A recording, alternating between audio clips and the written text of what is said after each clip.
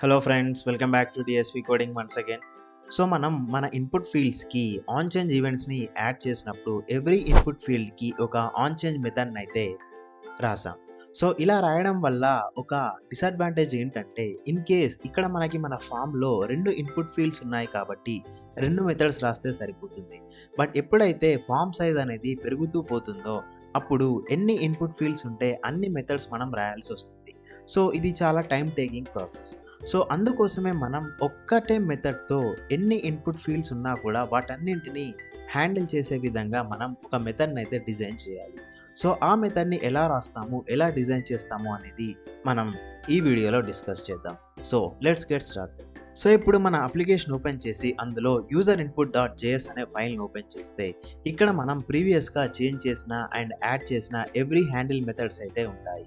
So మనం ఏం చేద్దామంటే, యాజ్ ఆఫ్ నౌ ఇక్కడ ఉన్న ఈ హ్యాండిల్ మెథడ్స్ అన్నిటిని రిమూవ్ చేసేసి మనం ఒక సింగిల్ హ్యాండిల్ మెథడ్ని యాడ్ చేసి ఆ హ్యాండిల్ మెథడ్ తోటే మనం మన ఎంటైర్ ఫామ్ని అయితే హ్యాండిల్ చేద్దాం. సో అందుకోసం ఫస్ట్ నేను ఏం చేస్తానంటే యూజ్ స్టేట్ని అయితే యూజ్ చేస్తాను. ఈ యూజ్ స్టేట్కి ఆ మెథడ్కి ఏం సంబంధం లేదు, బట్ జస్ట్ ఈ యూజ్ స్టేట్ వల్ల మనకు ఒక స్టేట్ని హ్యాండిల్ చేయడానికి అండ్ ఈ ఫామ్ ఎలిమెంట్స్ అన్నిటిని హ్యాండిల్ చేయడానికి మనకి యూజ్ అవుతుంది. సో ఈ యూజ్ స్టేట్లో నేనేం చేస్తానంటే అన్ని ఇనిషియల్ వాల్యూస్ ఉండాలి కదా. సో నా ఇనిషియల్ వాల్యూస్ అన్నింటిని నేను ఈ యూజ్ స్టేట్లో డిఫైన్ చేస్తాను. సో ఈ యూజ్ స్టేట్లో నేను నా ఇనిషియల్ వాల్యూస్ని ఎలా డిఫైన్ చేస్తానంటే, నా ఫస్ట్ వచ్చేసరికి టైటిల్ కదా, title and next address, next వచ్చేసరికి నా ఇమేజ్ అనేది మనకు ఒక వాల్యూ కాబట్టి అండ్ ఇవి రెండు స్ట్రింగ్స్ కాబట్టి వీటిని ఎంప్టీ స్ట్రింగ్స్తో ఉంచాను అండ్ ఇమేజ్ని నల్ వాల్యూకి అయితే అసైన్ చేశాను. సో యూజ్ స్టేట్లో మనం డిస్కస్ చేసినట్టు యూజ్ స్టేట్లో ఎప్పుడు మనం మన ఇనిషియల్ వాల్యూస్ని ప్రొవైడ్ చేస్తాం అండ్ యూజ్ స్టేట్ మనకి ఏం ప్రొవైడ్ చేస్తుంది, ఒక అరేని ఇస్తుంది అండ్ ఈ అరేలో మనకి ఏముంటవి, డేటా అండ్ ఆ డేటాని మ్యానిపులేట్ చేయడానికి కావాల్సిన ఒక మెథడ్ అయితే మనకు ఉంటుంది. సో ఈ డేటాకి నేను ఇచ్చే నేమ్ వచ్చేసరికి ఫామ్ డేటా అని ఇద్దాం, ఎందుకంటే మనం ఫామ్లో ఉన్న డేటాని రీడ్ చేస్తున్నాం కాబట్టి. అండ్ ఈ మెథడ్కి నేను సెట్ ఫామ్ డేటా అని ఇచ్చేస్తున్నాను. సో నేనైతే నా యూజ్ స్టేట్ని డిఫైన్ చేసి పెట్టేశాను.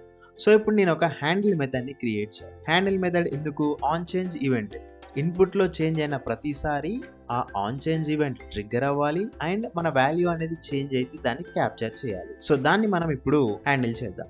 సో మీకు ఇక్కడ నల్ ఎందుకు పెట్టాలి అనే డౌట్ ఎందుకు ఉంది అని అనిపిస్తే, మనం ఇమేజ్ అప్లోడ్ని హ్యాండిల్ చేసేంత వరకు దీన్ని కూడా జస్ట్ ఎంప్టీ స్ట్రింగ్ లాగా ఉంచండి, నో ప్రాబ్లం. సో ఇప్పుడు నేను మెథడ్ని అయితే డిక్లేర్ చేస్తాను, కాన్స్ట్ ఇన్పుట్ చేంజ్ హ్యాండ్లర్. నాకు వచ్చిన ఇంకొక క్వశ్చన్ ఏంటంటే, ఫస్ట్ అయితే మనం ఏం చేద్దామంటే సింపుల్ గా ఒక లాజిక్ ఏంటంటే ఇక్కడ, సో ఈ ఒక్క ఇన్పుట్ చేంజ్ హ్యాండ్లరే ఈ అన్ని ఎలిమెంట్స్ ని హ్యాండిల్ చేయాలి అంటే ఈ మెథడ్ కి మనం ఏ వాల్యూని అప్డేట్ చేయాలి అనేది చెప్పాలి. ఏ వాల్యూని ఇన్ ద సెన్స్ లైక్ ఈ మెథడ్ టైటిల్ వాల్యూని అప్డేట్ చేయాలా, అడ్రస్ వాల్యూని అప్డేట్ చేయాలా, ఆర్ ఇమేజ్ వాల్యూని అప్డేట్ చేయాలా అనే డేటా ఈ మెథడ్కి మనం ప్రొవైడ్ చేస్తే దాన్ని బట్టి అది ఏ వాల్యూని అప్డేట్ చేయాలి అనేది డిసైడ్ అవుతుంది.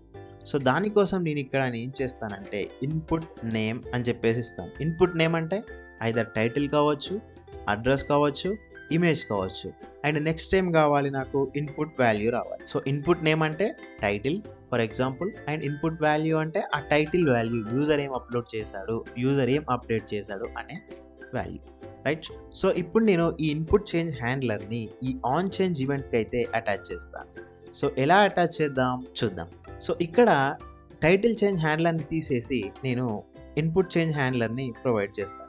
బట్ ఇక్కడ ఇష్యూ ఏంటంటే ఇన్పుట్ చేంజ్ హ్యాండ్లర్ ఈ రెండు వాల్యూస్ని ఎక్స్పెక్ట్ చేస్తుంది.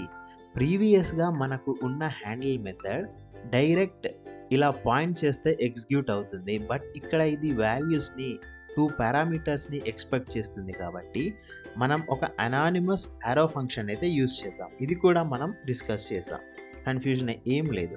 సో ఇప్పుడు నా ఇన్పుట్ చేంజ్ హ్యాండ్లర్ని తీసుకొని ఇక్కడ నేను ఇన్పుట్ నేమ్ వచ్చేసరికి నాకు టైటిల్ అండ్ ఇన్పుట్ వాల్యూ వచ్చేసరికి ఆన్ చేంజ్ ఈవెంట్ ట్రిగ్గర్ అయినప్పుడు వచ్చే ఈవెంట్లోని టార్గెట్లో మనకు ఉంటుంది. సో ఇది యాజ్ యూజువల్ మనకి రియాక్ట్ ప్రొవైడ్ చేస్తుంది కాబట్టి సో ఇక్కడ మనం event dot target dot value simple. So ఇదే చేంజ్ నేను అడ్రస్ చేంజ్ హ్యాండ్లర్కి కూడా అటాచ్ చేస్తాను. బట్ ఇక్కడ టైటిల్ బదులు నేను ఏం ప్రొవైడ్ చేయాలి, అడ్రస్ని ప్రొవైడ్ చేయాలి. అలా ప్రొవైడ్ చేస్తేనే ఈ ఇన్పుట్ చేంజ్ హ్యాండ్లర్కి ఓకే.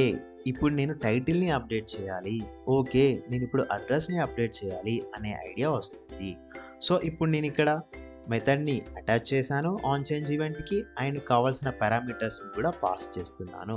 సో, ఇక్కడ నేను ఈ ఫార్మ్ డేటాని అప్డేట్ చేయాల్సిందే. సో, ఈ ఫార్మ్ డేటాని అప్డేట్ చేయాలి అంటే మనం డిస్కస్ చేసాం. డైరెక్ట్‌గా అప్డేట్ చేస్తే రియాక్ట్ దాన్ని కేర్ చెయ్యదు. సో, మనం ఈ యూజ్ స్టేట్‌లో ఇచ్చే ఫార్మ్ డేటాని యూజ్ చేసి మాత్రమే అప్డేట్ చేయాలి. సో, అది ఎలా అప్డేట్ చేద్దామో చూద్దాం. సో, సింపుల్‌గా నేను సెట్ ఫార్మ్ డేటా అని పాస్ చేసి, సెట్ ఫార్మ్ డేటా అని చెప్పి ఇందులో ఏం పాస్ చేయాలి? ఈ మెథడ్‌కి నువ్వు ఈ particular input name for suppose టైటిల్‌ని మాత్రమే అప్డేట్ చెయ్యి.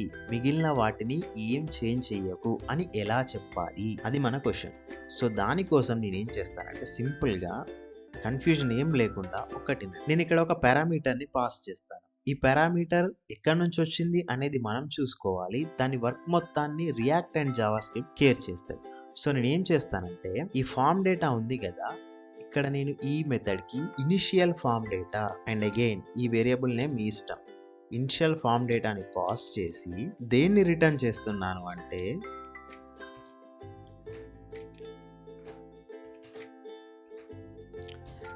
నాకు అర్థమైపోయింది. ఇక్కడ ఇనిషియల్ ఫార్మ్ డేటాకి మధ్యలో ఈ 3 డాట్స్ ఏంటి అని చెప్పేసి. కన్‌ఫ్యూజన్ ఏం లేదు.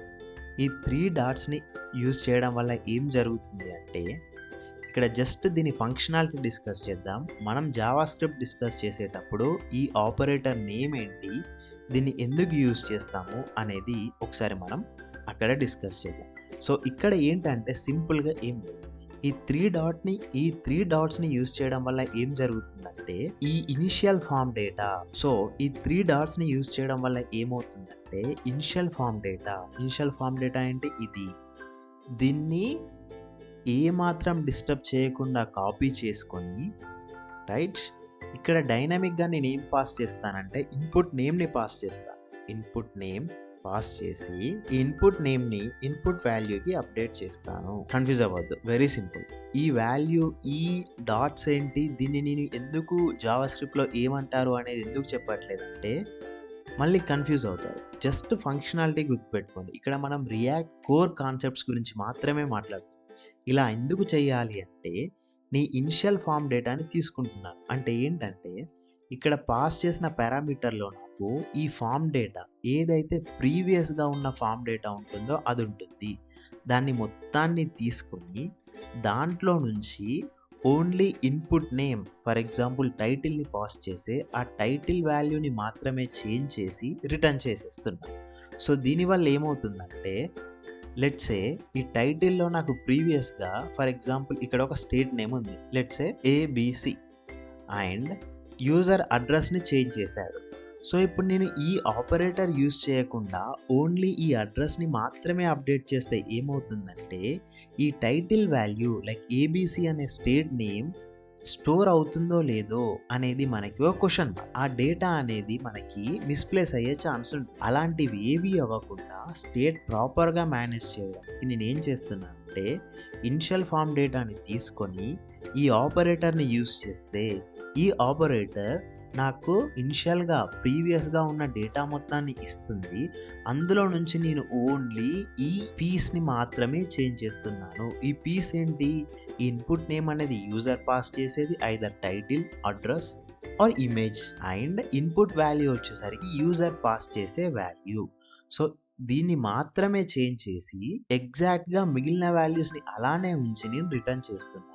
సో, ఈ విధంగా చేయడం వల్ల నాకు డేటా లాస్ అనేది ఉండదు. నా స్టేట్ అనేది ప్రాపర్‌గా హ్యాండిల్ చేసి ఉంటుంది. సో, ఇప్పుడు మనకి ఈ సింగిల్ ఇన్‌పుట్ చేంజ్ హ్యాండ్లర్ ద్వారా either title or address or image ఈ ప్రతి దాన్ని మనం చేంజ్ చేయొచ్చు. ఈ విధంగా మనం సింగిల్ మెథడ్‌తో ఈ ఇన్‌పుట్ వాల్యూస్ మొత్తాన్ని మనం క్యాప్చర్ చేయొచ్చు. సో, ఇది ఫ్రెండ్స్ ఒక ఫామ్‌కి సింగిల్ మెథడ్‌తో మల్టిపుల్ ఇన్‌పుట్ ఫీల్డ్స్ ఉన్నా కూడా ఎలా హ్యాండిల్ చేయాలి అని చెప్పేసి. నెక్స్ట్ మనం ఇమేజ్‌ని ఎలా క్యాప్చర్ చేద్దాము అనేది చూద్దాం. ఆ వీడియో మిస్ అవ్వకుండా ఉండడానికి మన ఛానల్‌ని సబ్స్క్రైబ్ చేసుకోండి. Thank you for watching. By by.